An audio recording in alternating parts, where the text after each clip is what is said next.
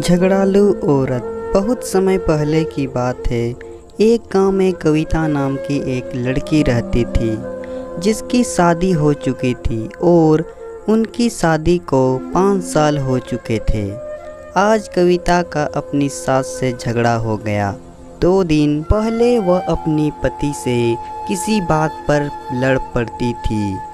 ससुराल हो या मायके, हर रिश्तेदार से यहाँ तक कि उसके आस पड़ोस के लोगों के साथ भी कविता की कभी ना कभी कहा सुनी हो ही गई थी।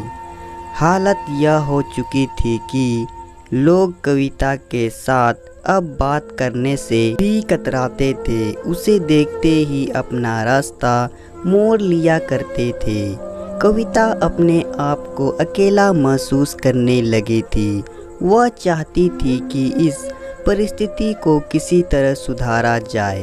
उसे यह तो पता था कि लोगों का उससे दूर होने का कारण उसके झगड़े थे, लेकिन वह यह नहीं समझ पा रही थी कि यह झगड़े तो कैसे जाते हैं।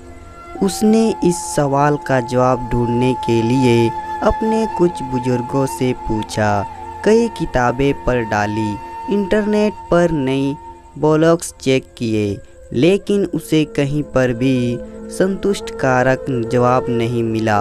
एक दिन कविता के दरवाजे पर एक फकीर भीख मांगने आया। कविता उसे देने के लिए आटा लेकर आई। उसे लगा कि शायद उसके सवाल का जवाब या फिर उसे दे सकता है, इसलिए उसने उस फकीर से भी वह सवाल पूछ लिया। कविता ने फकीर से पूछा, फकीर बाबा, क्या आप जानते हैं कि झगड़े होने का सबसे बड़ा कारण क्या है? फकीर ने कविता की तरफ देखा और बोला, मैं यहाँ पर भिक्षा लेने आया हूँ और तुम हो कि मुझसे यह फालतू के सवाल कर रही हो।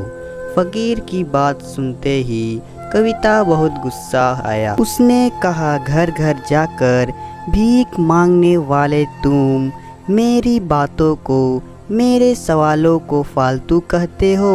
तुम्हारी हिम्मत कैसे हुई?